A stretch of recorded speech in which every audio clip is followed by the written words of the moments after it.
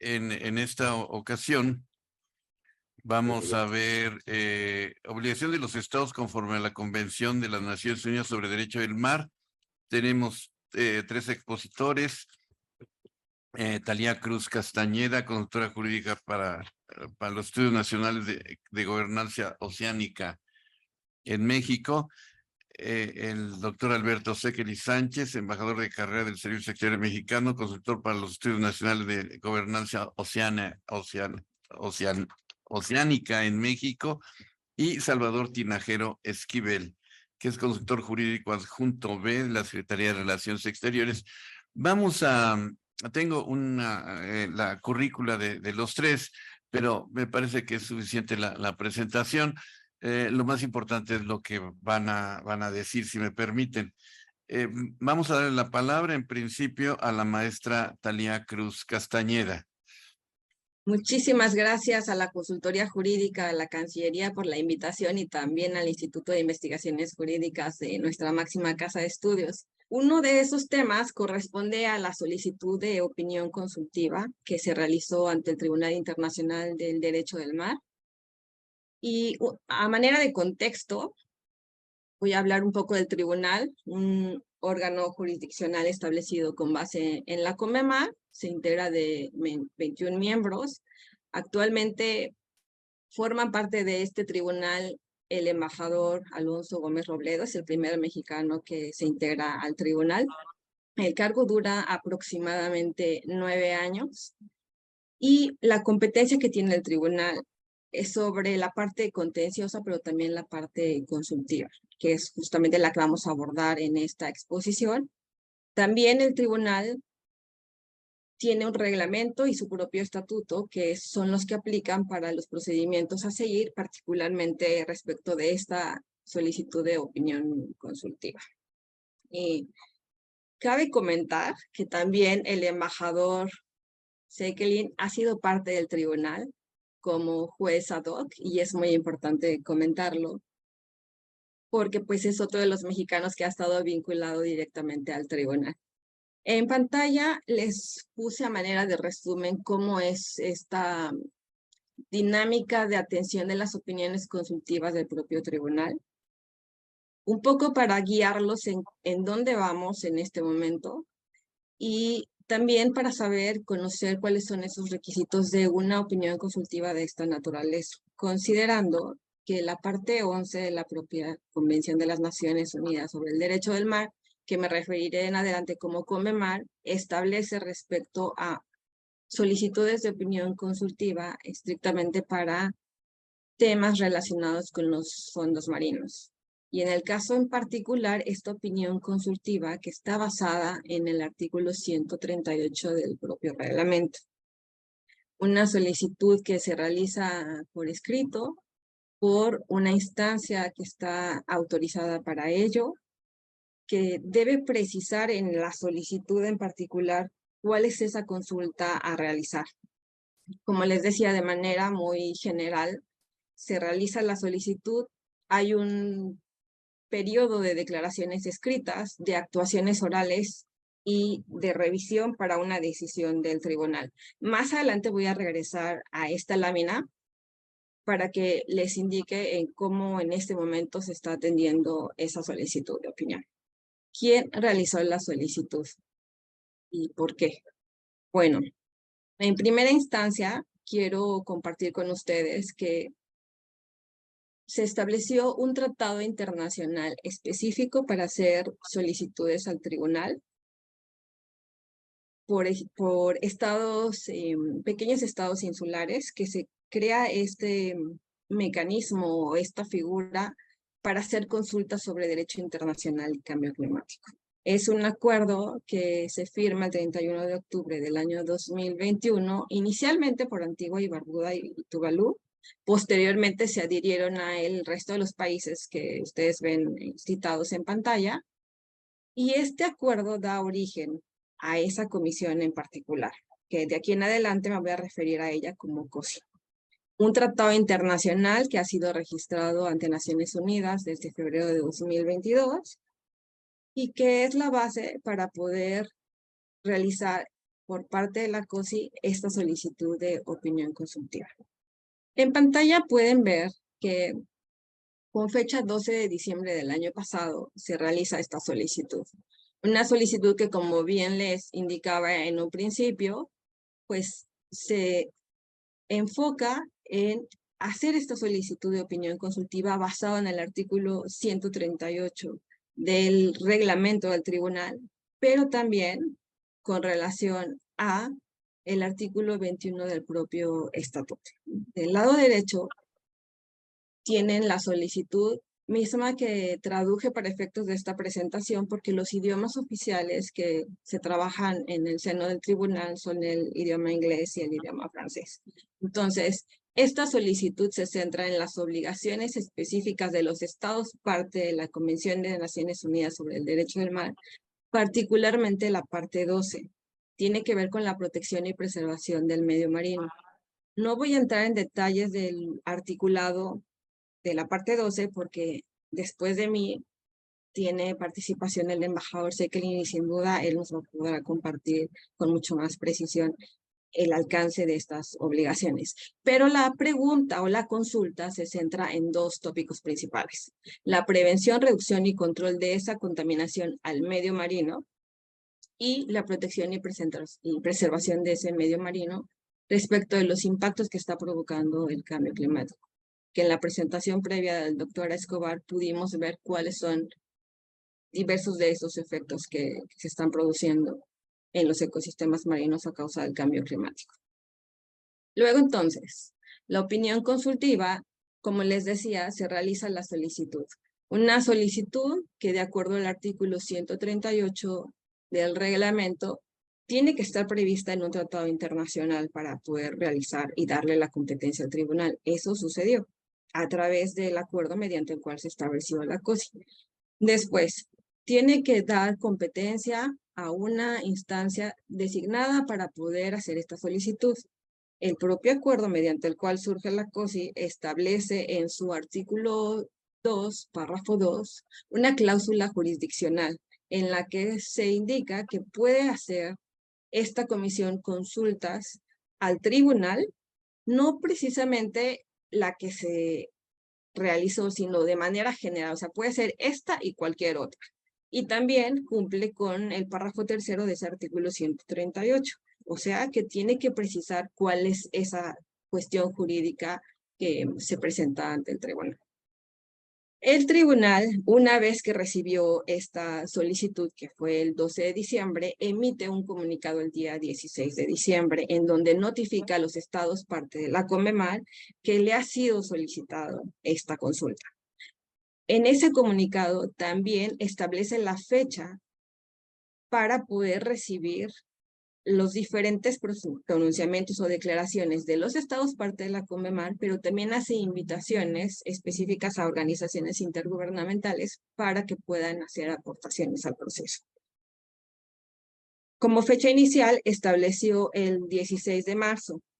No obstante, después emitió un nuevo comunicado ampliando ese plazo a un mes adicional. Una vez que ese periodo concluyó, que fue el 16 de junio, ya no recibió mayores aportaciones, y las que recibió, que también en un comunicado posterior le hace saber a los estados parte que recibió cierto número de comunicaciones, más de 30 de hecho, y también de los estados parte, y aproximadamente 9 de organizaciones intergubernamentales. Hubo otras aportaciones que llegaron fuera de tiempo y esas ya no las consideró, y en ese comunicado el tribunal hace saber cuáles sí consideró, cuáles no, y también señala la fecha en que va a iniciar el proceso, digamos que oral, en donde esas declaraciones escritas pueden ser presentadas de manera oral por los estados parte. Les hace saber tanto a los estados como a las organizaciones intergubernamentales quienes están interesadas en participar durante este proceso para que los considere dentro del programa correspondiente a estas actuaciones orales. Una de esas comunicaciones emitidas en el mes de agosto y septiembre estableció ese calendario, dando inicio el 11 de septiembre al proceso oral concluyendo. De hecho, el día de hoy es la última audiencia. Y el día de hoy participarían Francia, Reino Unido, Italia y Países Bajos, si mal no recuerdo. Y también dentro del calendario, por si gustan revisar, la información está pública en la página del tribunal. Hubo dentro del calendario participación de México prevista para el 18 de septiembre. Desafortunadamente, una disculpa de nuestro país, no pudieron participar, pero sí ha habido representación de países como Guatemala o como Belice, de parte del continente. Y bueno, en las diversas participaciones que también están disponibles, de hecho los videos y los documentos, pueden pues conocer cuál ha sido el punto de vista de cada una de estas aportaciones, incluyendo de las organizaciones, algunas muy técnicas, otras jurídicas, que se refieren a la admisibilidad de la propia solicitud, considerando que es una solicitud de opinión consultiva que no propiamente está prevista en la CONVEMAR, como les decía inicialmente. Sí sucede para las solicitudes de opiniones consultivas vinculadas a los temas de los fondos marinos, pero para este caso en particular es el artículo 138 del reglamento del tribunal el que le da la competencia para conocer de estas solicitudes. Y eso también ha sido materia de las diversas declaraciones que se han realizado por los países, la admisibilidad y la competencia del tribunal. Después de que concluya esta fase, digamos, de oral, pues el tribunal va a tener tiempo para realizar el análisis correspondiente y en su momento emitir la decisión que corresponda. De acuerdo al propio reglamento, pues las opiniones consultivas aproximadamente pues, pueden resolverse en un periodo de 2 años. No quiere decir que hoy concluye la audiencia y en breve podríamos tener una decisión de parte del tribunal. Como les decía, las declaraciones que se presentaron fueron de aproximadamente 34 estados parte, organizaciones intergubernamentales que reciben la invitación directa del tribunal, caso de la Unión Internacional para la Conservación de la Naturaleza, la Organización Marítima Internacional, el Programa de las Naciones Unidas para el Medio Ambiente, entre otros países, como les decía, Guatemala, Belice, Alemania, que también hicieron sus propias declaraciones escritas, China, Francia, Italia, más de 30 países. Y regresando al contenido de esta solicitud de opinión consultiva que se centra en la parte 12, protección y presentación del medio marino, nada más voy a comentar que el artículo 192 de la propia CONVEMAR, y que es el artículo con el que inicia esta parte 12, establece esa obligación que tienen los estados de proteger y preservar el medio marino. Y una parte importante es saber que dentro del artículo primero de la propia CONVEMAR hay una definición o un entendido respecto a este tema de la contaminación del medio marino, ¿no? Y esa contaminación que tiene que ver con la introducción por el hombre, directa o indirectamente, de sustancias o de energía en el medio marino que produzcan o puedan producir efectos nocivos, tales como daños a los recursos vivos, a la vida marina, peligros para la salud humana, obstaculización de actividades marítimas, incluyendo el tema de la pesca y otros usos legítimos que se le da al mar, el deterioro de la calidad del agua del mar para su utilización y también la afectación de esos lugares de esparcimiento. Hace un ratito escuchábamos a la doctora Escobar sobre los distintos impactos que se están evidenciando.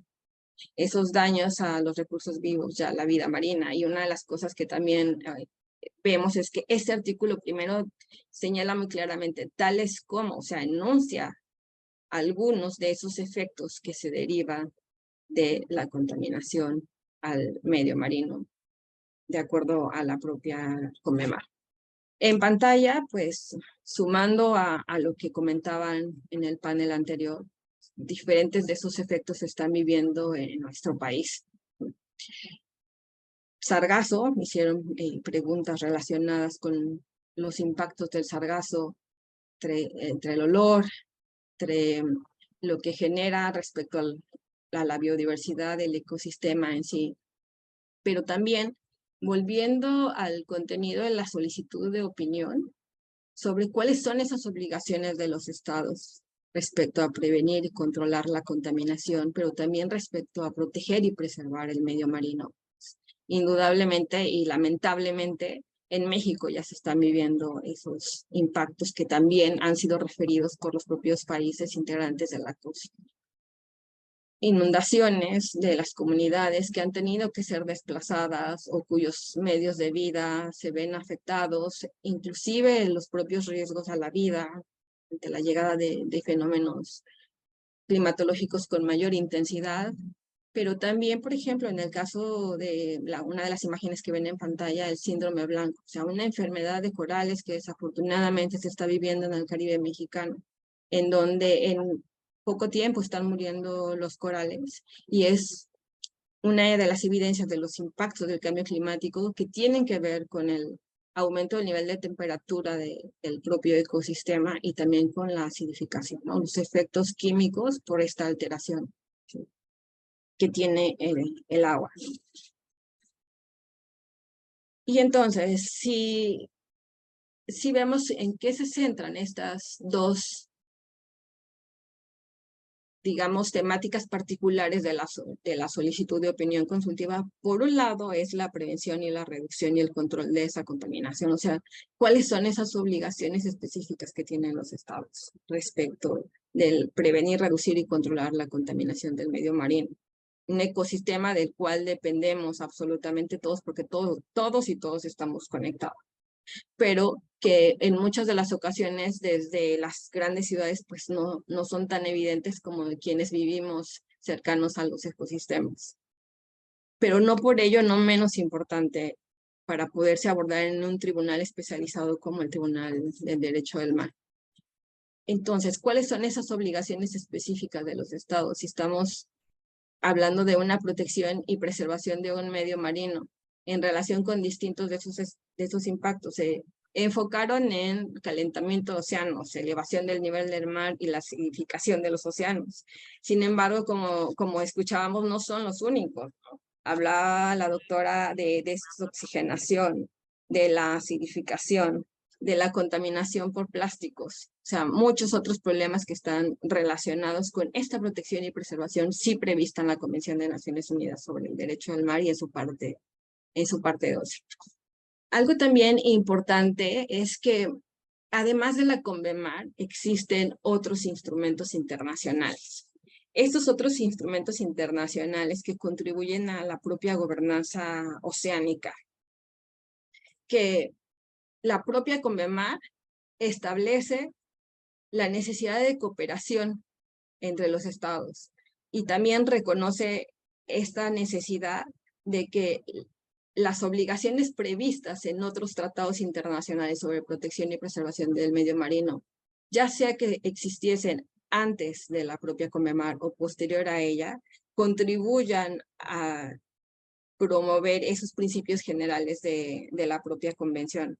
Obligaciones específicas que si bien están en otros tratados internacionales, contribuyen al cumplimiento de los principios y objetivos generales de la propia convención.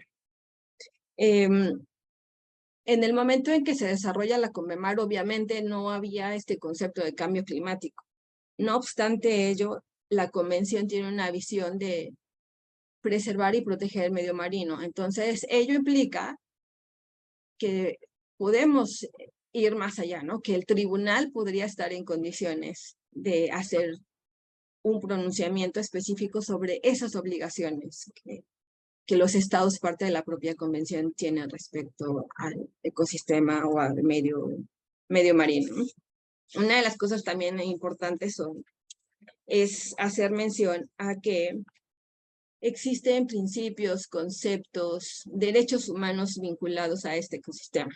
Derechos humanos que están previstos en otros tratados internacionales adicionales a la propia convención, como la Convención Marco de Naciones Unidas sobre el Cambio Climático, la Organización Marítima Internacional con sus tratados relacionados con vertimientos para proteger el medio marino, o el propio convenio Marpol y su anexo 6 que tiene que ver con contaminación de buques por gases de efecto invernadero. Otros tratados internacionales como la Convención relativa a los humedales de importancia internacional o el Convenio sobre diversidad biológica, muchos otros que si volteamos a ver el ecosistema marino, varios de ellos están relacionados con a través de sitios Ramsar, por ejemplo, o bienes de patrimonio mundial natural, que están protegidos por una convención específica, pero que están dentro del mismo medio marino que protege la propia convención. No quiere decir que se invadan competencias. Por el contrario, tiene la oportunidad el tribunal de reflejar cómo estas convergencias, esta conexión de principios, de derechos, de conceptos, de enfoques, puede abonar a que se tome tanto en esta opinión consultiva que está sucediendo en el marco de la CONMEMAR, como también las otras dos que están sucediendo en paralelo en la Corte Interamericana de Derechos Humanos y también en la Corte Internacional. O sea, la necesidad de atender el tema pues es más que evidente. Y volviendo al punto, o sea, la propia CONMEMAR tendría que estar complementándose, por ponerlo de una manera coloquial, pero también trabajando, coordinando con los otros tratados internacionales. Vuelvo a punto, no es que se invadan competencias, ¿no? Sino que es necesario que estos instrumentos que ya existen puedan estar colaborando para un propósito en común. Y luego, el estado del procedimiento. Les decía en una lámina previa que hay un periodo de declaraciones escritas y después el tribunal hace la invitación para quien quiera hacer su declaración de manera oral. Se establecieron distintas fechas, sesionó el tribunal los días 11, 12, 13, 14, 15, 18, 19 y 20 de septiembre y el día de hoy está concluyendo esta fase de audiencias orales. En pantalla pueden ver que participaron los integrantes de COSI, pero también algunos otros países que han actuado en participación oral en bloque o de manera independiente. Algo muy, muy importante es que esta solicitud de opinión al tribunal. Un tribunal especializado en derecho del mar. También importante porque dentro de la propia CONMEMAR hay una parte 12 específica para la protección y preservación del medio marino, pero también por la atención a esta necesidad global. Es un momento importante de contribuciones desde lo jurídico, significativas para la protección y preservación del medio marino, en este caso en particular, pero también para dar claridad a esas obligaciones y a esas responsabilidades de los estados. He ahí la importancia de por qué esta opinión consultiva viene a sumar desde lo jurídico a cómo los estados tendrían que estar cumpliendo con sus obligaciones, pero también una guía de cuáles serían esas medidas que los estados deberían de estar aplicando, accionando, que es algo muy importante. O sea, es momento de la acción. Hemos tenido aportaciones de distintos órganos de investigación como el propio panel intergubernamental de cambio climático o el panel relacionado con biodiversidad y servicios de los ecosistemas, IPES, y muchos otros que suman con información a evidenciar la necesidad de tomar una acción que desde este punto de vista jurídico basado en lo que establece la parte 12, que más adelante lo vamos a ver, pues es de suma importancia para futuros y sobre todo es para saber exactamente cuál es la responsabilidad de los estados.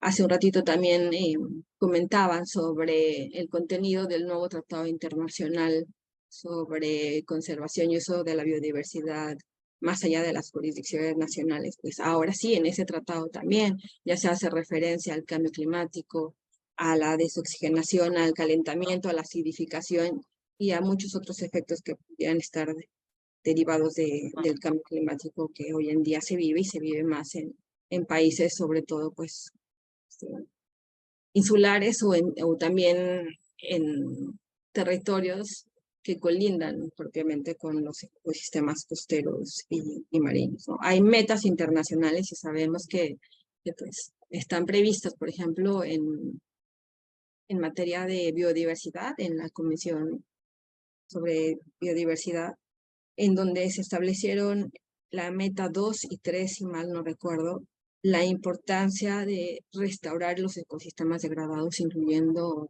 sistemas marinos, pero también en proteger esos ecosistemas que son representativos o importantes de proteger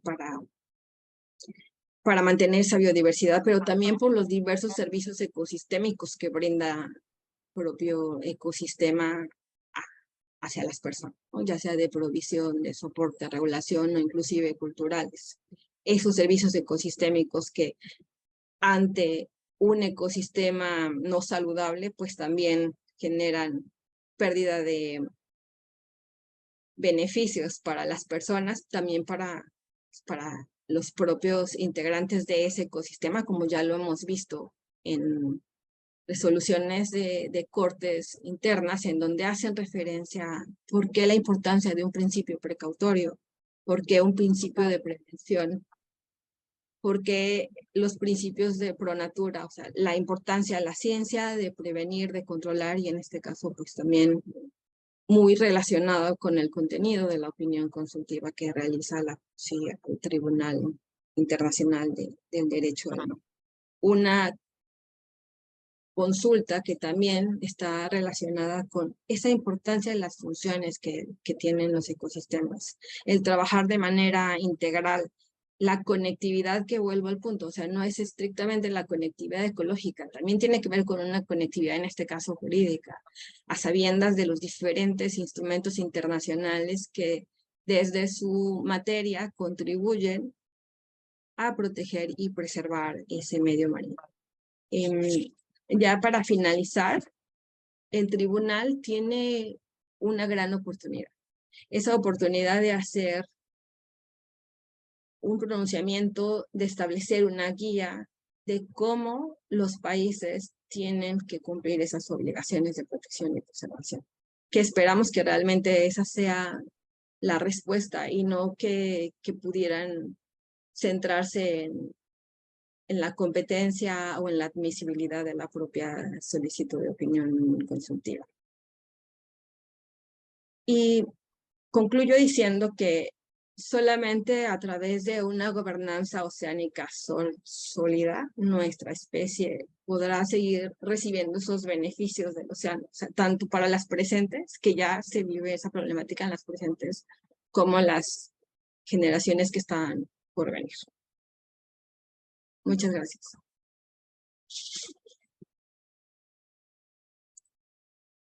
Muchísimas gracias a la maestra Cruz Castañeda. Ahora me permito darle la palabra al embajador emérito Alberto Sekeli, que es un referente en la materia. Alberto. Gracias, Manuel. Me da mucho gusto regresar al instituto y estar en el aula del profesor Margadán, queridísimo profesor mío también. Gracias, Talia, por sus palabras. Antes que pretender dar una conferencia para pontificar sobre ninguna cuestión, me gustaría soltar solamente algunas ideas que me provoca este tema curiosamente controvertido de la relación entre la Convención del Mar y los instrumentos del régimen de cambio climático. En primer lugar, creo que se omite en casi toda la literatura que he leído en el que se trata este tema, se omite desafortunadamente el contexto de derecho internacional en el que se da todo esto. La Convención del Mar se adopta en 1982, en la última fase de lo que podríamos llamar la época de oro del derecho internacional, se dio gracias a el enorme esfuerzo de la Organización de las Naciones Unidas de Codificación y Desarrollo Progresivo, que llevó a que entre la década, sobre todo de los 50 a los 90, a los 80, se produjera un paquete impresionante de convenciones multilaterales sobre todos los temas, incluyendo desde luego muy preponderantemente el derecho del mar, junto con otros. Una era de una excelencia muy elevada en la redacción de textos jurídicos, que de repente en la década de los 80 empieza a decaer y se empieza a debilitar el imperio del derecho internacional en el mundo. Y ahora lo estamos viendo en tantas cosas que están pasando en el planeta, en donde sobre todo las grandes potencias ayudaron enormemente al debilitamiento del régimen jurídico internacional. Grandes potencias que se abstienen de hacerse parte de los tratados más importantes. Guerras en las que se desafían de una manera como la actual en Europa los principios más importantes de la Carta de las Naciones Unidas. Pero ese precio, ese declive, se está pagando con un costo altísimo en los temas que estamos tratando ahora. Ya cuando se estaba preparando la conferencia, la conferencia de Río de 1992, cuando se estaba preparando esa conferencia, la comunidad internacional hizo un último esfuerzo, la comunidad internacional que conocíamos hasta entonces, un último esfuerzo por usar la oportunidad de Río para consolidar el derecho internacional y llevarlo a un nivel mucho más importante de fortaleza. Algo pasó en el camino a Río que dio al traste con todo eso.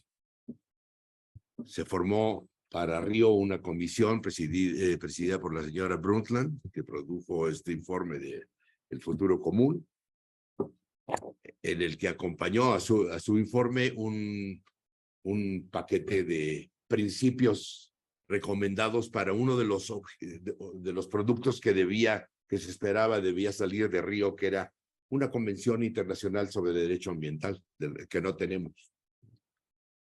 Hasta la fecha no tenemos. Eso se dejó en el camino, como se dejó también la convención sobre bosques, quedando solamente en ciertos principios recomendados, que no tenían ninguna fuerza vinculatoria.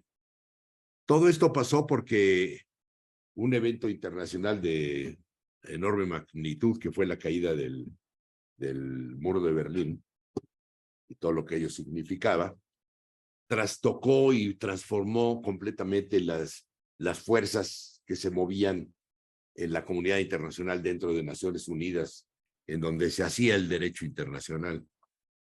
De repente se trató de implantar un nuevo sistema político, obviamente inevitable, ante la desaparición de uno de los dos polos que lograban un cierto equilibrio en las fuerzas de poder. Y además se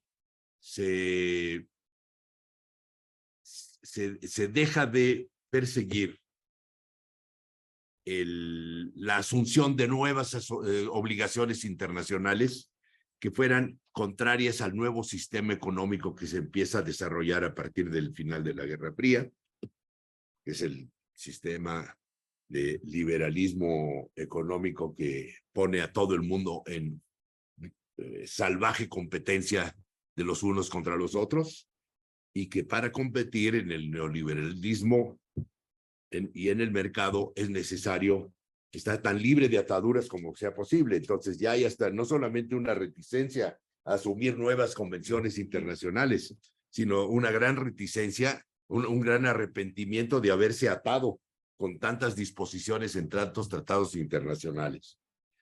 Desde entonces, El declive en la producción de tratados multilaterales es marcadísimo.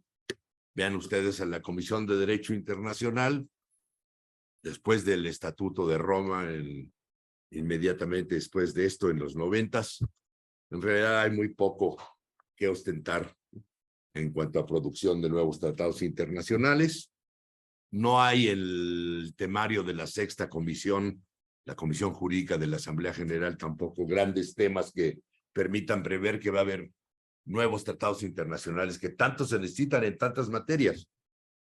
Entonces, no es de extrañar que tengamos, por un lado, una convención como la del mar, que se adopta durante el reinado de un derecho internacional fuerte, serio, constituido básicamente por disposiciones duras de lege lata, vinculantes realmente, y un derecho internacional que se produce a partir de los 90s, cuando ya se empiezan a producir los instrumentos en materia de cambio climático, que ya se redactan en dirección opuesta, no buscando obligaciones duras para los estados para responder a uno de los temas más críticos de supervivencia planetaria, como es el tema de cambio climático, que tantas amenazas implican para la humanidad, sino en sentido exactamente contrario, es decir, mientras más suave la disposición,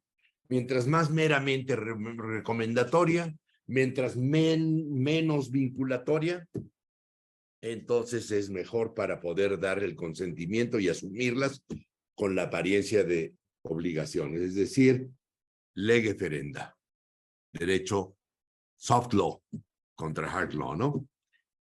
Entonces, pues yo he concluido un poco que es un poco artificial y curiosa, por no decir un atrevimiento osado, el querer poner en la misma mesa la Convención de Derecho del Mar con estos instrumentos de cuasi contenido jurídico que se han adoptado en y que constituyen en su conjunto el llamado régimen de cambio climático.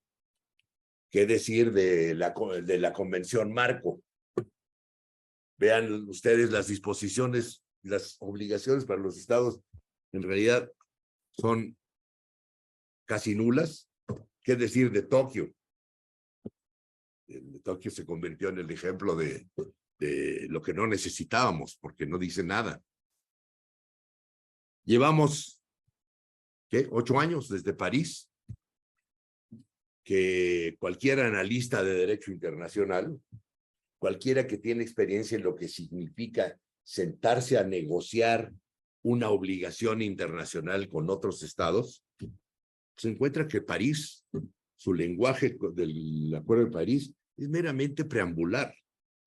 Es de lo que estaban hechos los preámbulos de las grandes convenciones, pero no sus textos dispositivos.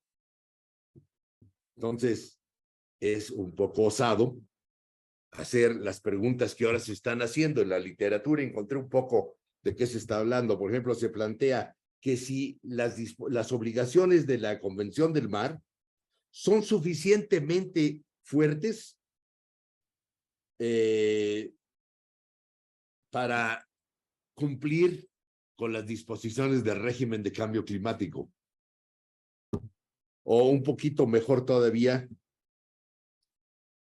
que si la parte 12 de la convención requiere la toma de medidas que van más allá de las que requiere el Acuerdo de París.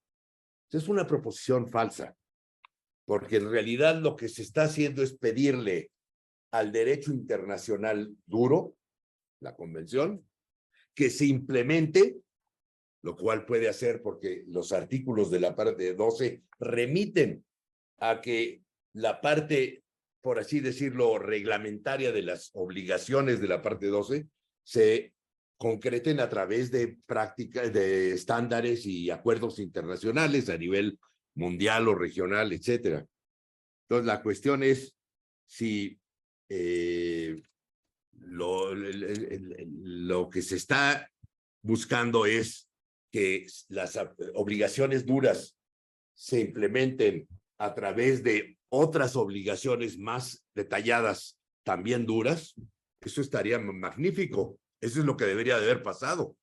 Pero no, se nos pide que si las disposiciones duras de la convención alcanzan a que se cumpla o llevan a que se cumplan las disposiciones débiles del régimen de cambio climático. Entonces es una posición falsa. Además de todo eso, hay una especie de desconexión muy importante entre las dos ramas del derecho de las que estamos hablando.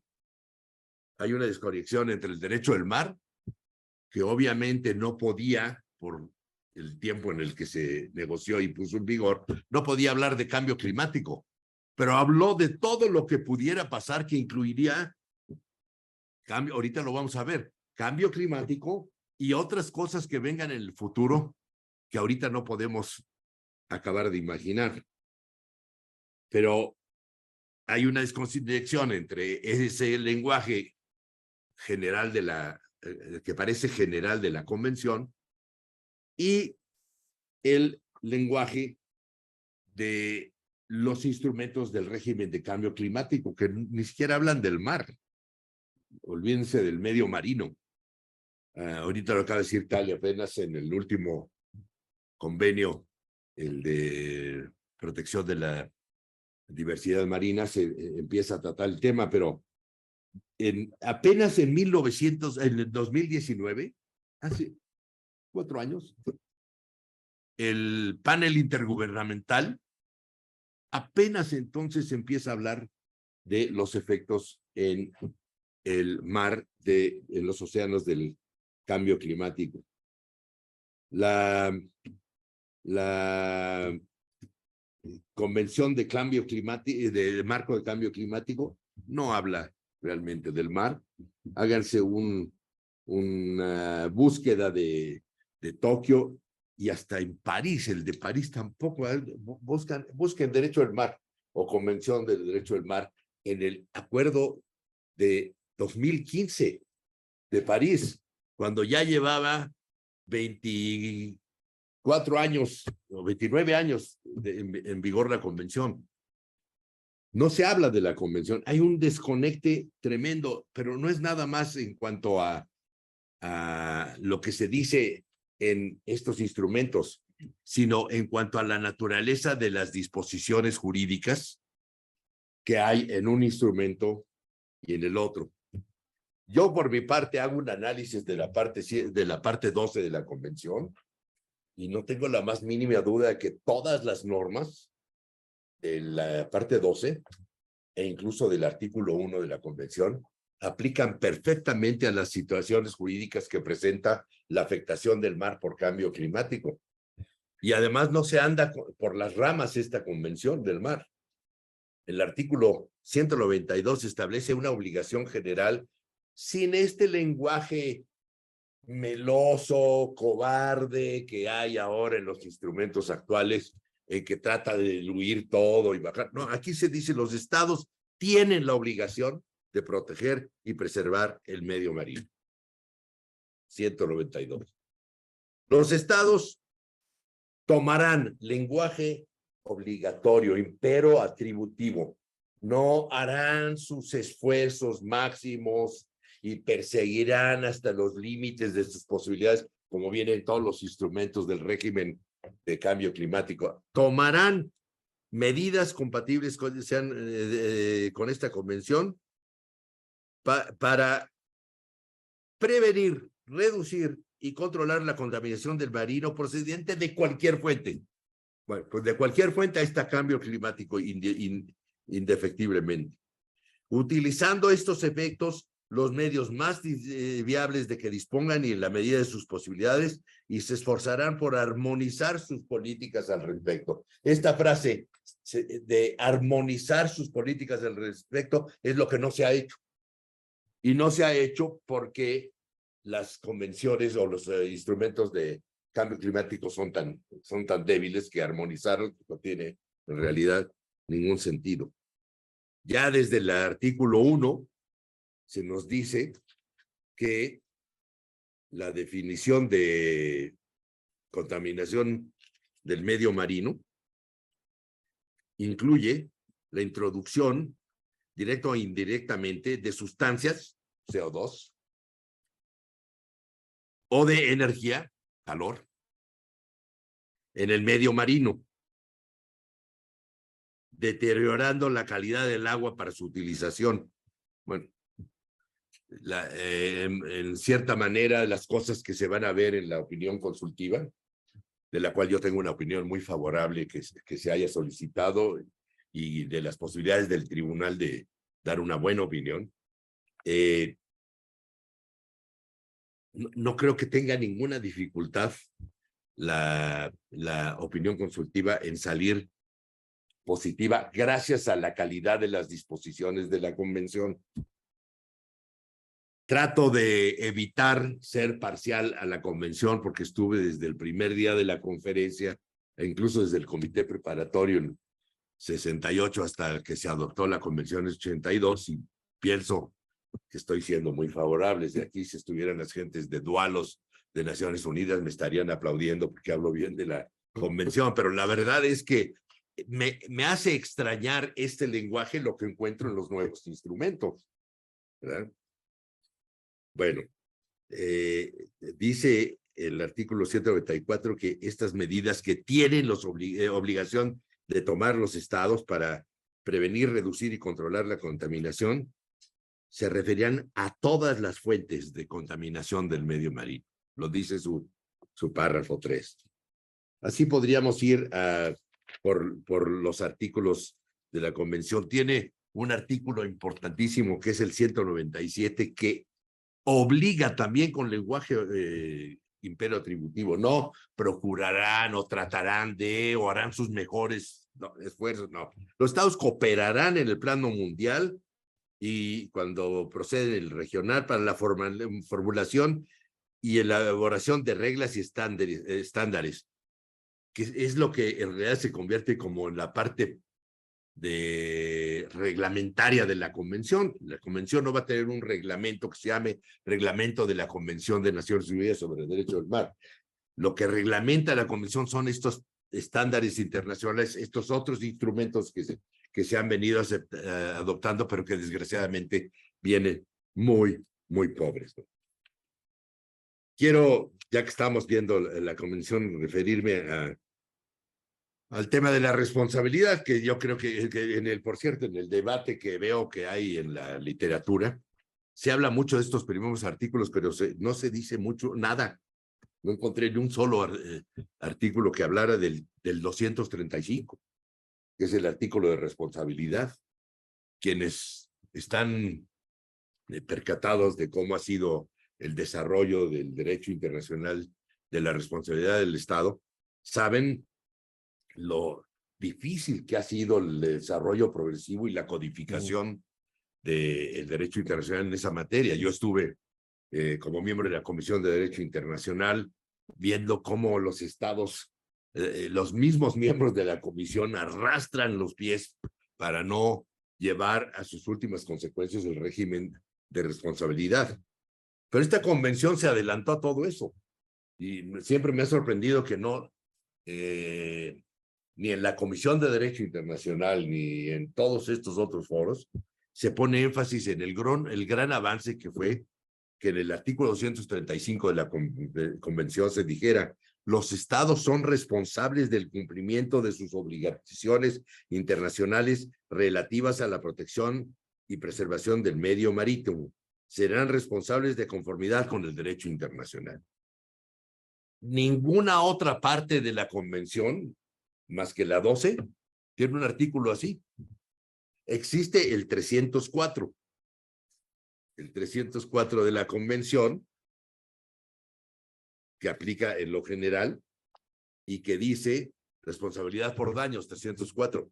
Las disposiciones de esta Convención relativas a la responsabilidad por daños se entenderán sin perjuicio de la aplicación de las normas vigentes y del desarrollo de las nuevas normas relativas a la responsabilidad en derecho internacional. Eso lo que quiso decir, está dejándose abierta la puerta a lo que pase con el proyecto que había de artículos en la Comisión de Derecho Internacional sobre la cuestión de la responsabilidad internacional de los Estados. Pero bueno, no hay duda de que aquí se está hablando de responsabilidad, que la responsabilidad se atribuye a alguien que contraviene sus obligaciones internacionales, independientemente del si es un daño fuerte o significativo o no, como equivocadamente se trató de hacer en el caso de la planta MOX en el Tribunal Internacional de Derecho al Mar. Aquí aplica a cualquier violación del derecho internacional y con la obligación de reparar y de restituir el status quo ante, ¿no? Bueno, entonces, en ese sentido, adelanto que para mí la petición de la opinión consultiva es una muy buena medida por parte de los que la solicitaron. Creo que deben de ir con confianza de que si el tribunal se comporta como debe, de acuerdo con su reglamento y su estatuto, tendrán una opinión muy favorable, y si no, sería escandaloso que no sucediera así, una opinión que van a poder ponerse debajo del brazo para ir al litigio, porque obviamente para ellos pedir una opinión consultiva nada más por ponerlo en los libros en un casillero académico no les sirve de nada. Para mí es el escalón que los va a llevar a litigar. Y respecto a litigar, tomé nota de algo que escuché al final de la anterior sesión, que hubo escepticismo respecto a el acudir a los tribunales internacionales para esta materia. Con todo respeto, yo tengo exactamente la opuesta actitud de lo que se dijo. Se dijo que no era esperable que sucediera o que prosperara porque no había un vínculo casual. Acabamos de ver los artículos clarísimos de la convención. Yo ahí encuentro el vínculo casual. Por muy malas que estén las disposiciones de los instrumentos de cambio climático, tenemos las de la convención que son clarísimas. Que quién es la víctima, aunque la víctima seamos todos, porque en realidad la víctima vamos a ser todos, hay diferentes calidades de víctimas. No es lo mismo una víctima que acaba de promontorio submarino para irse a trepar a las colinas de Bangladesh para tener donde vivir, que un país que sufre de efectos colaterales o que no pueden poner en peligro su economía, pero no necesariamente su existencia como estados, que es un gran tema en todo esto, ¿no? Entonces, se nos dice también que cómo sería la reparación. Bueno, eso abre es más, se pone en duda que pueda haber una reparación. Yo no creo que haya mucha duda. El panel intergubernamental nos ha ayudado a saber qué hizo la humanidad en los diferentes periodos. Nos dijo qué hizo la humanidad entre 1750 y el año, por lo menos de 1982, cuando se adopta la convención, o 94, cuando entra en vigor. Y sabemos qué diferencia hay en la temperatura del planeta desde 1990, que es uno de las fechas que toman referencia a los instrumentos de cambio climático, y lo que existe actualmente en 2023 y habrá en 2024 y 2030 y luego 2050. Sabemos además quién lo hizo. Sabemos que Estados Unidos es responsable por 25% de esa transgresión de la calidad del medio marino, que Europa ha contribuido con 22%, etcétera. Nosotros nada más 1.68%, pero sabemos quién lo ha hecho y sería muy importante determinar, y creo que será factible determinar, qué parte de esa contribución se dio desde que existe la convención, porque estas obligaciones que acabamos de hablar, pues existían precariamente, quizá como aspirando a derecho consuetudinario, hasta 1994 que entra la convención en vigor. Pero es que nos está diciendo el panel que lo peor ha sucedido precisamente desde principios de los 90, que es cuando entra en vigor la convención.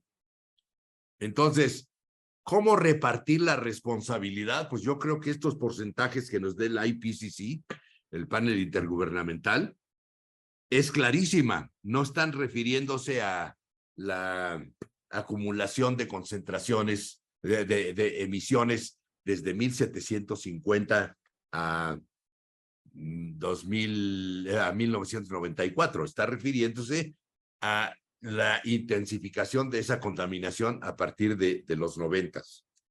¿Cómo la vamos a repartir? Bueno, pues, a ver, pongámonos un caso hipotético.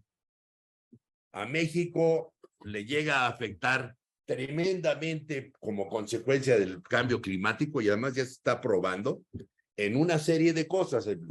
Talia mencionó lo del sargazo, hay casos peores que mencionar, como por ejemplo la emigración, o por ejemplo la dislocación de los patrones de precipitación que hacen que ahora ya no llueva donde llovía y que nos está llevando, por ejemplo, a una situación crítica que no nos la vamos a acabar, que es la disponibilidad de agua en la frontera y nuestra incapacidad de cumplir nuestros tratados en materias de agua con Estados Unidos y viceversa.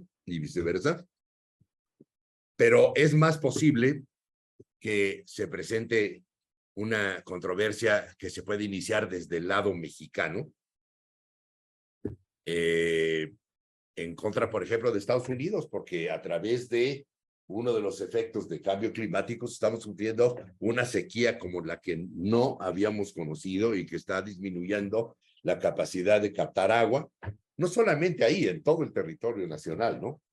¿Qué pasaría ahorita si quisiéramos demandar a Estados Unidos en un tribunal internacional por habernos causado ese daño?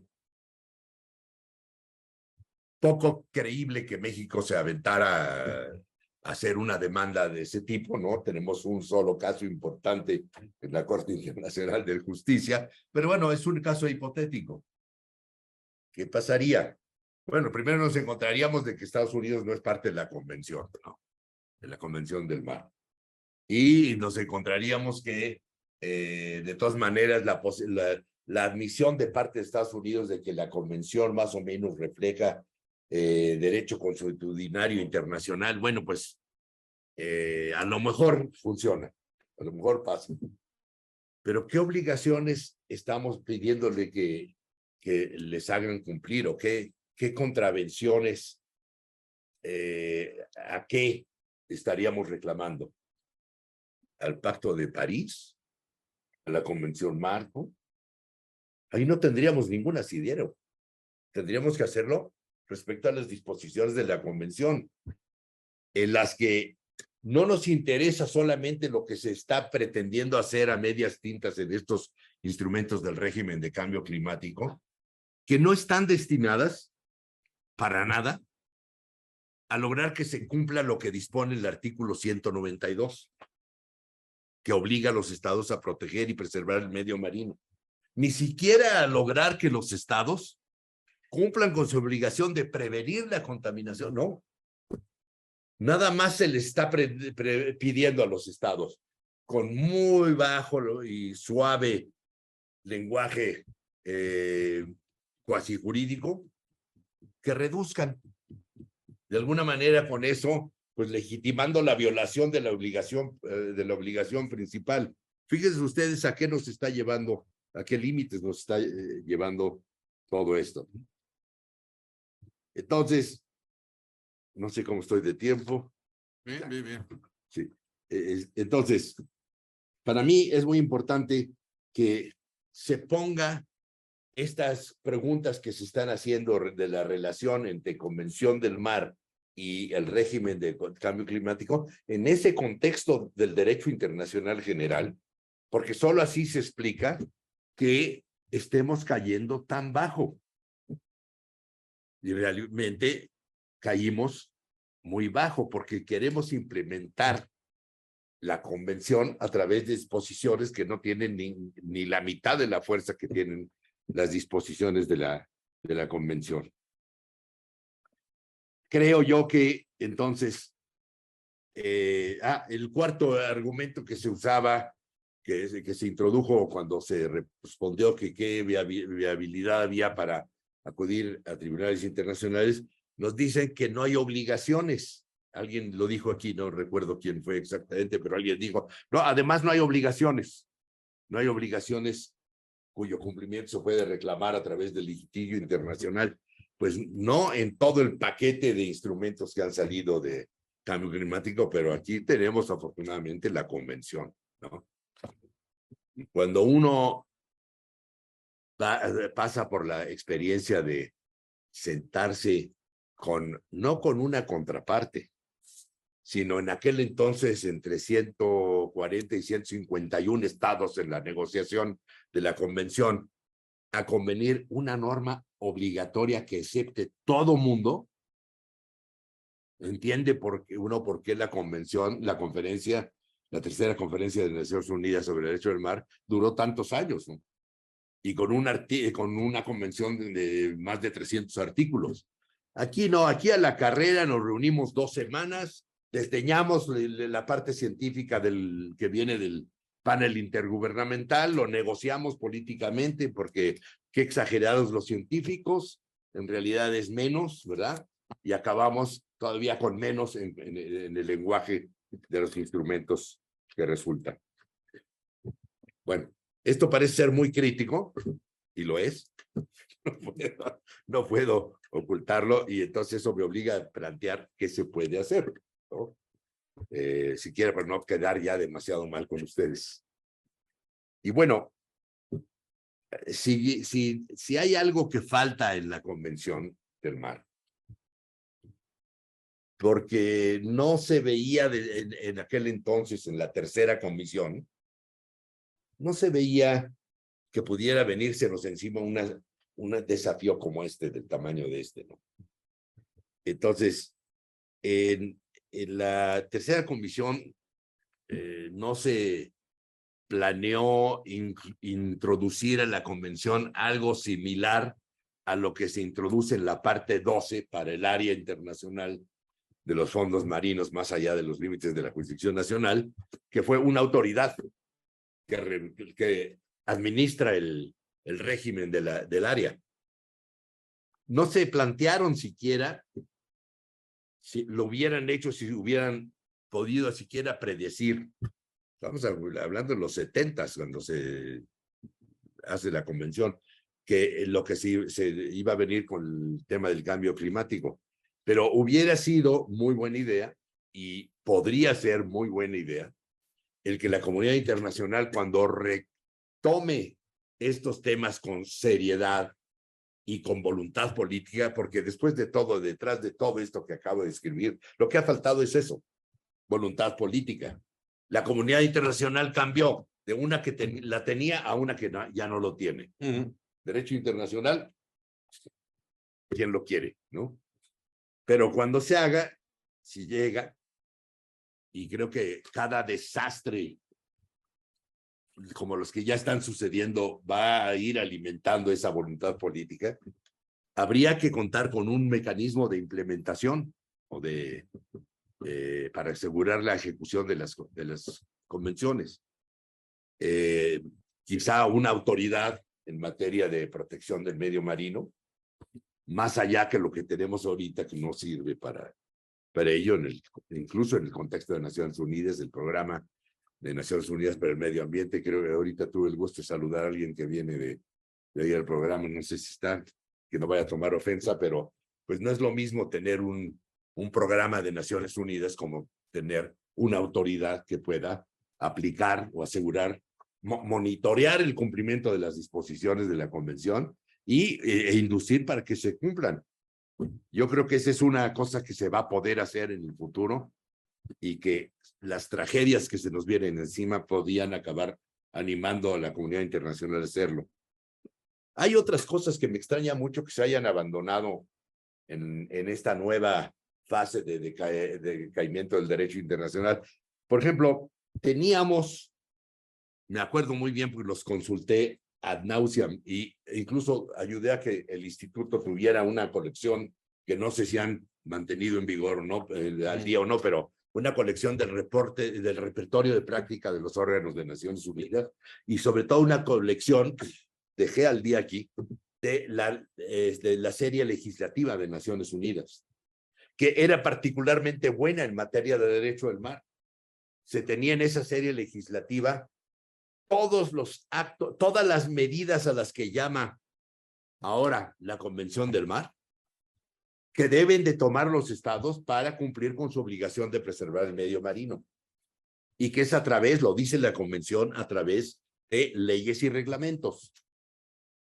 Cuando estábamos negociando la Convención del Mar, conocíamos la legislación de todos los estados del mundo. Eran menos que los de ahora, pero los que había, con esa legislación, lo consultó todavía hoy en la mañana, se dejó de producir en 1990. En 1990, la elección de la serie legislativa desapareció, lo que quiere decir que no conocemos qué hicieron los estados para cumplir, por ejemplo, con el artículo 194 que dice los estados tomarán medidas compatibles, etcétera, inclusive adoptarán leyes y reglamentos, ¿no? ¿Quién sabe qué han hecho los países a través de sus leyes y reglamentos que nos permita saber, monitorear quién está cumpliendo o no con la convención? No lo sabemos. Yo, si me pongo a buscar qué ha hecho la comunidad internacional de estados para cumplir cierto artículo, el 192 de la convención, tendría que ser, a pesar de que existe todo en internet, una investigación imposible, larguísima y tardadísima. Antes nos lo ponían todos en la mano. México mismo, si nos monitorearan y vieran qué hemos hecho nosotros, por ejemplo, para implementar, incorporar a derecho interno la Convención Marco, nos encontraríamos con la triste ley de cambio climático de 2012, que cualquiera que lo lea con un ojo jurídico agudo, encontraría que no tiene nada. Es un anuncio de acciones. Se toman acciones para esto, se toman acciones para el otro, y luego busca dónde están esas acciones. No se han tomado. La convención sigue siendo, la ley sigue siendo un cascarón. Bueno, yo creo que una cosa que podría hacer Naciones Unidas, y así pienso comunicárselo a Dualos en la organización, mi opinión de que debería de retomarse un sistema de monitoreo de cómo se cumple, porque ahorita no sabemos cómo se ha venido cumpliendo. Y yo creo que si pasa como se está viendo, por ejemplo, en el programa de gobernanza oceánica de la misma Dualos de Naciones Unidas, en las que estamos participando aquí en México, incluso con Thalía y su servidor, que hemos visto cómo se está implementando la convención en México, ¿no?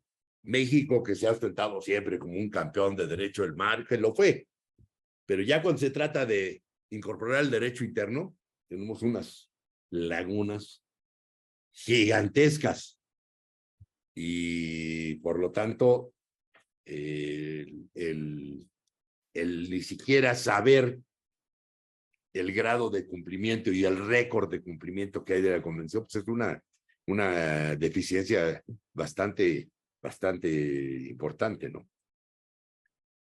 Y luego hay otro tema en el que creo que se puede hacer un esfuerzo. Ya empezaron a hablar algunos, otra vez, de la necesidad de un tratado internacional de medio ambiente, de derecho ambiental, perdón.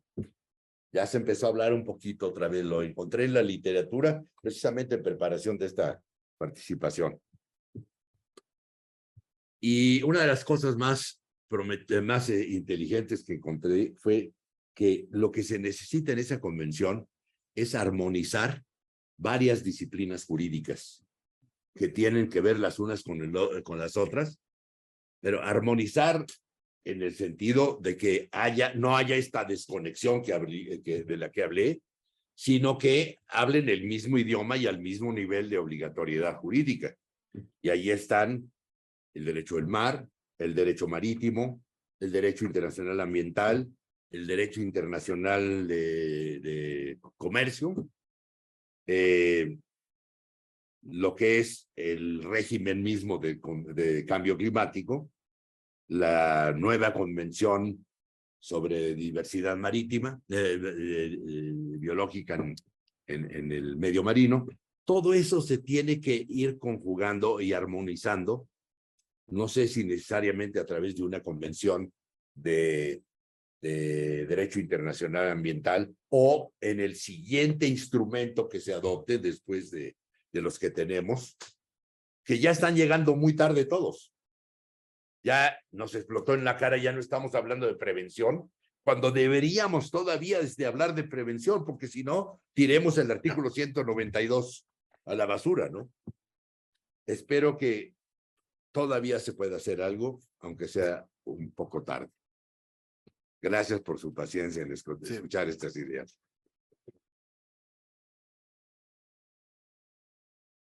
Muchas gracias.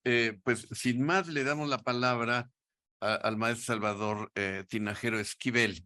Muchas gracias al Instituto de Investigaciones Jurídicas y quiero empezar con algunos de los temas de los que hablaba el embajador Sekeli, los cuales comparto prácticamente en su mayoría, pero añadiría algunos temas. Es cierto que desde el Estatuto de Roma, desde el 98, no tenemos un tratado de gran envergadura como la CONVEMAR o como el propio Tratado de Roma, del que voy a hablar un poco más adelante, por lo innovador que es poner la responsabilidad internacional en las personas. Pero desafortunadamente el tema no se queda ahí, no se queda en que no tenemos estos grandes tratados, sino que sí tenemos una proliferación de trataditos que no nos dicen mucho, y no solamente en el tema ambiental, en muchas materias de repente, por ejemplo, en temas como derechos humanos empezamos ya con tratados sobre el derecho de los campesinos que siembra maíz en no sé dónde, ¿no? Así, tratados que ya se desvían incluso del propio derecho fuerte, que no sería necesario tener si aplicáramos ese derecho fuerte, esa normadura de derecho internacional. Y en efecto, las disposiciones que tienen que ver con el derecho del mar han adolecido de eso. Las hemos ido diluyendo, las hemos ido haciendo chiquitas. Estas normas de medioambientales que tienen que ver con el mar, tenemos tratados que son muy buenos en principio, por ejemplo, como la MERP para la regulación de puertos, de la regulación de pesca, temas de redes de pesca, etcétera. O lo que tenemos con las comisiones atuneras, pero los vamos en efecto diluyendo, los vamos haciendo un poquito más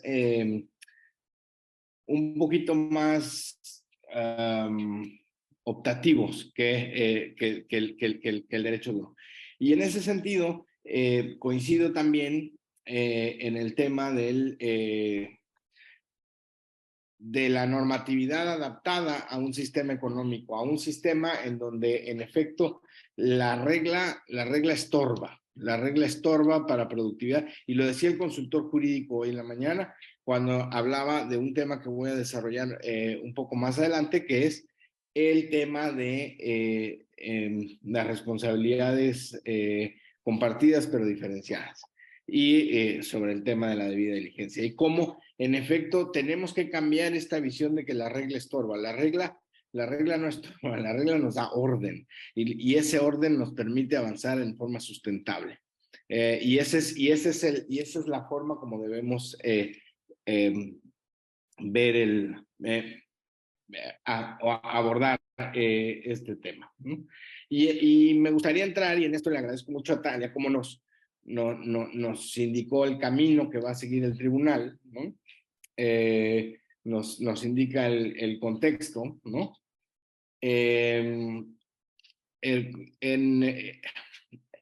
Tenemos que partir de la idea también de que tenemos 3 opiniones consultivas, ¿no? Eso se dijo desde el principio.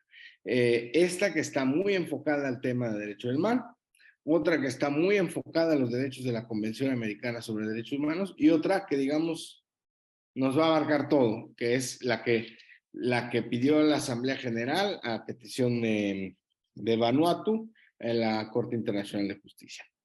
Y estas 3 va a ser muy importante también que se complementen, que no tengamos normas encontradas. Uno de los temas que también nos preocupa desde hace mucho,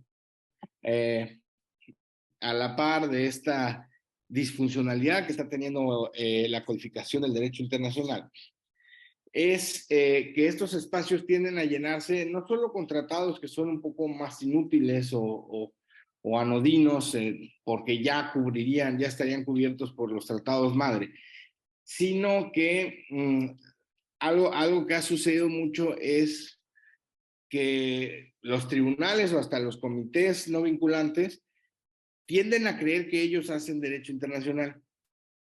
Por esa ausencia de normatividad que estamos teniendo y de avance en la solidificación del derecho internacional, tienden a creer. Entonces, lo que a veces se le ocurre al tribunal es decir, pues ahí está el derecho, eso es derecho. ¿Por qué? Porque lo digo yo, ¿no? Y bueno, pues no, vemos con mucha preocupación que vemos normas muchas veces confrontadas porque un tribunal de derechos humanos no necesariamente piensa lo mismo que un tribunal arbitral, y los dos están creyendo que hacen derecho internacional. Entonces, ese es uno de los temas que creemos que estas 3 opiniones consultivas que son de temáticas muy relacionadas y de instrumentos muy relacionados sobre la misma temática, nos van a dar la oportunidad de tener esta consistencia o de volver a tener esta consistencia, y nosotros quisiéramos que los tribunales fueran en ese sentido. Algunos temas de debate que hay alrededor de esta solicitud de opinión consultiva, pues primero que COSIS, de la que hablaba este conjunto de estados de los que hablaba Talia, básicamente se constituyen para esto, ¿no? No es que sea una organización de larga data, ¿no? Que vaya al tribunal, sino que se constituyen para esto. Claramente, estados, como decía el embajador Sekeli, con una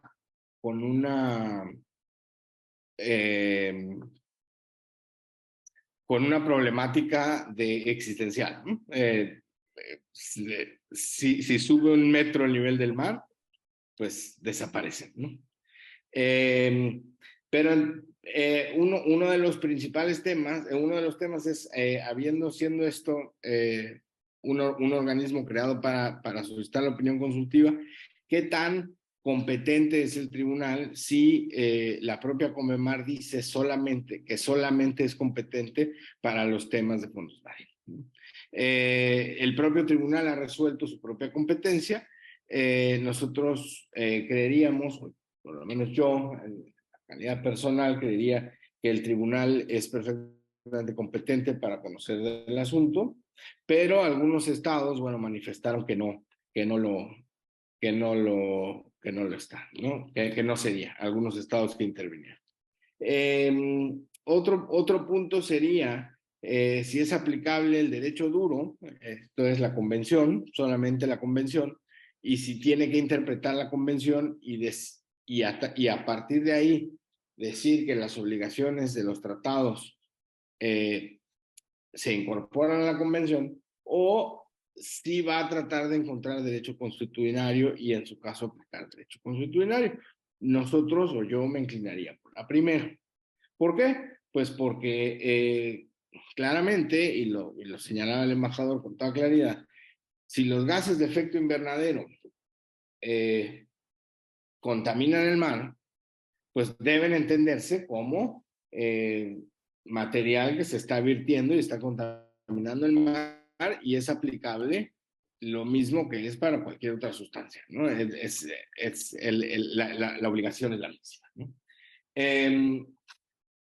Otro tema que vimos después cuando, y lo señalaba el consultor jurídico en la mañana, cuando empezamos a leer las intervenciones, es que, como sucede normalmente, sobre todo en el Tribunal del Mar, que es un tribunal que muchas veces tiene que lidiar con problemas y va a pasar lo mismo a la Corte Internacional de Justicia, con problemas de delimitación, de zonas económicas exclusivas, etcétera, pues muchos estados básicamente usaron las intervenciones para avanzar temas de la agenda bilateral en discusiones, en discusiones limítrofes, ¿no? Normal, pero básicamente todos más o menos decían, o muchos decían cosas que no estaban necesariamente relacionadas, o ponían mapas, o sin estar relacionado con las preguntas que se le estaban haciendo al tribunal, ¿no? Esperemos que el tribunal no tome en cuenta todas estas cuestiones. Y ahora me gustaría entrar, y utilizando también la pauta que nos dio el doctor Sekeli sobre el artículo 235 de la responsabilidad.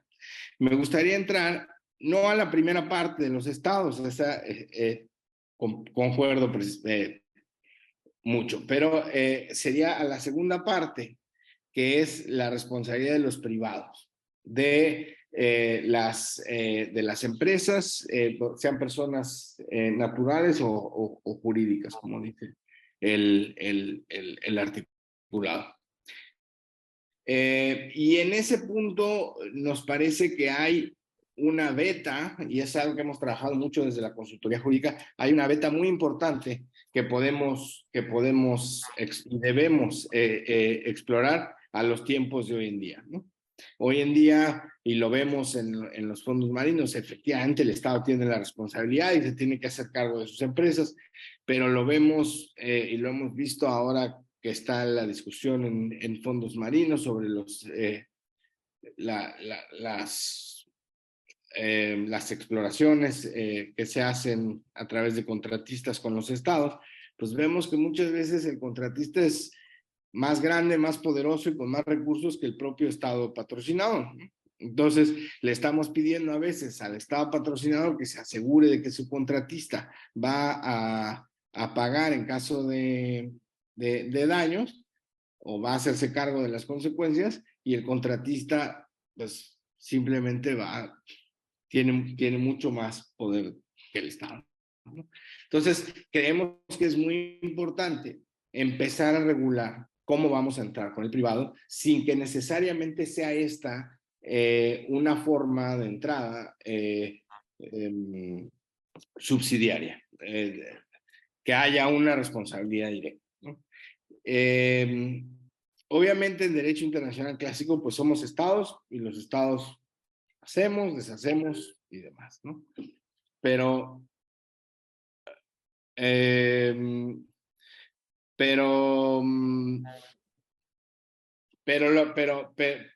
el desarrollo de los últimos años pues nos ha enseñado que no somos los únicos actores en la escena internacional, sobre todo cuando hablamos de zonas de la zona o de alta mar, en donde finalmente es de todos, pero también es tierra de nadie, ¿no? Y en 1998, con la Corte Penal Internacional, rompimos ese paradigma, ¿no? Un poco antes con los tribunales ad hoc, tal vez, pero formalmente en 1998, cuando decidimos que el individuo también era responsable internacionalmente. En materia penal, muy limitado, ciertamente, y limitado a ciertos crímenes, pero ya no eran solo los estados los que tenían responsabilidad internacional directa, también los individuos. Claro que hay complementariedad, claro que hay de todo, pero el derecho internacional establecía responsabilidades para los individuos. No ha pasado lo mismo con las personas jurídicas. No ha pasado lo mismo también porque no, en materia penal pues es más complicado poner responsabilidad a personas jurídicas, pero creemos que es una tarea pendiente. Y es una tarea pendiente no necesariamente para equipararla con los estados, pero sí para regular esta debida diligencia que también la Convemar nos da y que también nos la da para los estados. Regular esta debida diligencia. Y creemos que en estas 3 opiniones consultivas tiene que salir el tema de cómo debemos regular la debida diligencia, de cómo la ganancia de la empresa tiene que, no tiene que ser el objetivo principal, de cómo la empresa o todos nos tenemos que poner de acuerdo, sea una autoridad internacional de fondos marinos o de alta mar o de lo que sea, tiene que poner reglas para la operación de las empresas, para cuando las empresas contaminen, ¿no? Más allá del estado de donde sea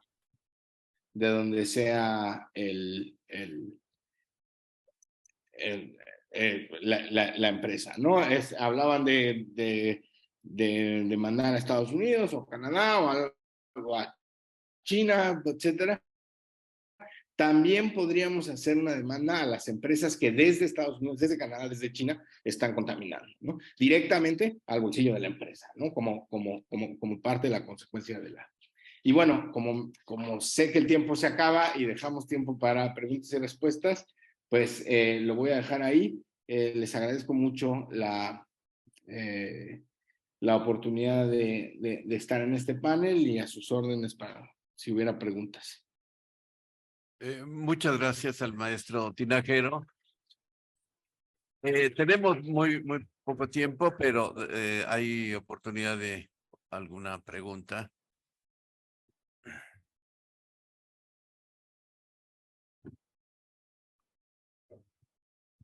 Mucho, embajador, quiero aprovechar la oportunidad solo para agradecerle a la ponencia, muy interesante. Y también quería preguntarle su tesis en toda esta plática.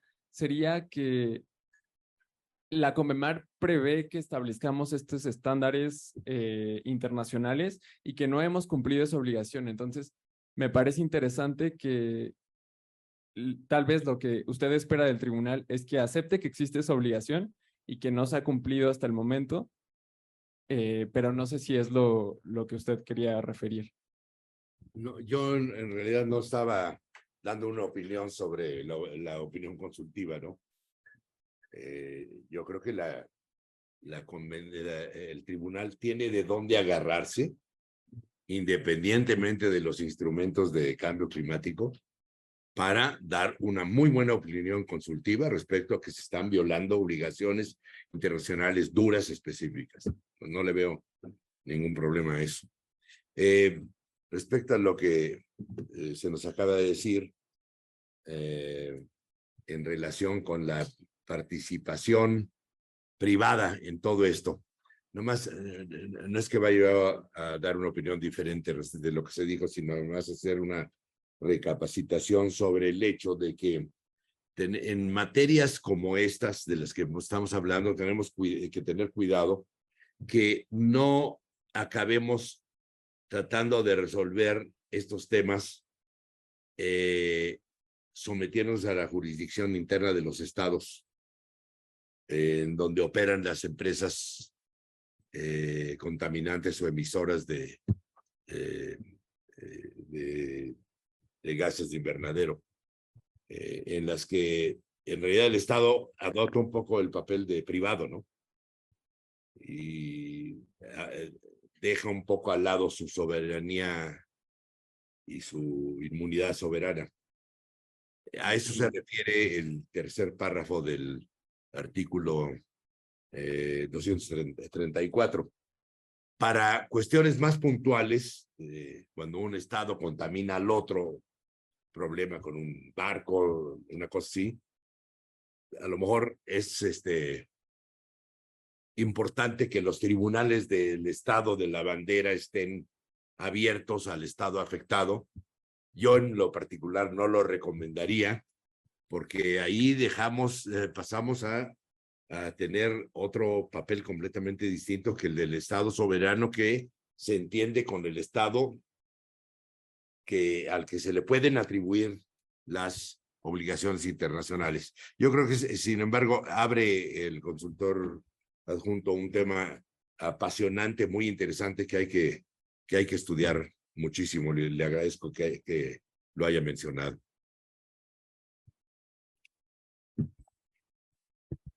A ver, perdón, Alberto, perdón, insistiendo sobre este punto, porque se plantea que hay un marco jurídico en la tercera conferencia sobre derecho del mar que sería suficiente.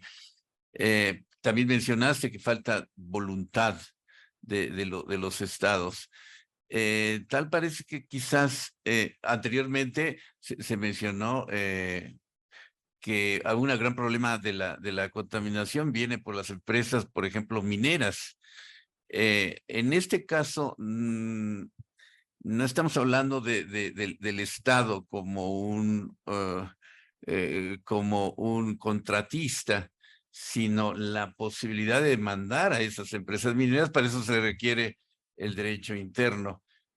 ¿Tú no entrarías por ahí? ¿Todavía le verías ciertas reticencias? Claro que sí, yo entraría por el hecho de que el Estado, de la nacionalidad de la empresa, tiene una obligación de tomar medidas, inclusive adoptar leyes y reglamentos para que la empresa no haga lo que está haciendo y que si lo haga, se le castigue, se le sancione, se le haga reparar, etcétera. Y además aquí estamos hablando no de eventos puntuales, sino de una multitud de actos que contravienen el 192 que hace el Estado a través de sus propios mecanismos o a través de sus empresas de su nacionalidad, pero al final el responsable, que es parte de la convención, es el Estado. De acuerdo, embajador, si pudiera hacer una puntualización en esto. Efectivamente, el responsable final es el Estado en dos variantes. La primera, en la obligación de imponer las normas que va a seguir la empresa que va a trabajar. Y la segunda, en establecer un mecanismo de satisfacción para cuando hay una víctima, ¿no? Y el Estado, si no la cumple, es responsable. Mi punto iba más a la cuestión en donde estamos actuando como autoridad internacional, como lo hacemos en fondos marinos. ¿Qué responsabilidad le vamos a poner también a la sociedad? Porque no queremos que quien abandera con un país, pero que en realidad es de otro país, se diluya la responsabilidad en un tema societal, que se vaya hasta donde se tiene que llegar a través de la autoridad de los fondos marinos, pero poniendo el énfasis en la responsabilidad que tiene la empresa. Y así en los temas de cambio climático también creemos que hace falta que las empresas tampoco se logren evadir sus responsabilidades simplemente con esquemas de sociedades que funcionan en forma transnacional. ¿Qué te parece si unimos la pregunta para que del compañero? Sí, embajador, teniendo en cuenta que efectivamente la convención establece reglas claras y duras en ese sentido, aunque generales, ¿cree que a lo mejor exista la posibilidad de que algunos estados, algunos litigantes argumenten que estas nuevas reglas establecidas en el derecho ambiental, que son un poquito más específicas, aunque más suaves, vinieron a definir o a cambiar esa regla general y entonces que les sirva a ellos de base para decir, ¿sabes qué? Sí, hay una regla general dura, pero hay una regla específica que dice que yo sí tengo una obligación general, pero que la voy a aplicar de esta manera? ¿Cree que existe esa posibilidad y que sea una salida para muchos estados de decir, pues sí tengo una obligación general, pero me la saco con esta que es más específica, que me dice que mi obligación es tratar de ver qué onda, ¿no? Nada. Por eso advertí del peligro de esta reducción del umbral, porque obviamente todo estado va a querer acogerse a las normas más benignas, menos limitativas, menos prohibitivas. Y lo que estoy alertando es de que se está usando eso para evadir las normas duras que a pesar de lo que se haga en las normas no tan duras, las primeras tienen que prevalecer porque no se escoge, ahí sí no se escoge si se cumplen o no. Y respecto a lo que acaba de decir el consultor jurídico adjunto, yo quiero decir que precisamente por eso es que traje a colación la ley de cambio climático, ¿no? Es decir, los asuntos de cómo tratar a las compañías que contaminan y todo eso deberían de resolverse primero en la jurisdicción interna, porque así lo pide la convención. Toma medidas, adopta leyes, adopta reglamentos y con eso reduces la posibilidad de que te lleven a contravenir como Estado las obligaciones internacionales. Ahorita acabo de ver un asunto la semana pasada de un gobierno estatal, el de Baja California Sur, en el que está tratando de defender un proyecto de ley de cambio climático estatal, que es verdaderamente lo más lamentable que hay, y se escuda en decir que es muy igual a la ley a nivel general. Pues desgraciadamente es cierto, pero porque la ley general tampoco sirve para nada, ¿no? Entonces, si un Estado quiere evitar incurrir en responsabilidad internacional, tiene que tomar las medidas dentro de su jurisdicción para que el país esté en posición de cumplir con sus obligaciones internacionales, ¿no? Bien, bueno, son las 3 de la tarde, fue muy interesante esta última, digo todo, pero fundamentalmente esta, y por las cuestiones polémicas del doctor Alberto Sekeli, y muchísimas gracias y nos vemos mañana.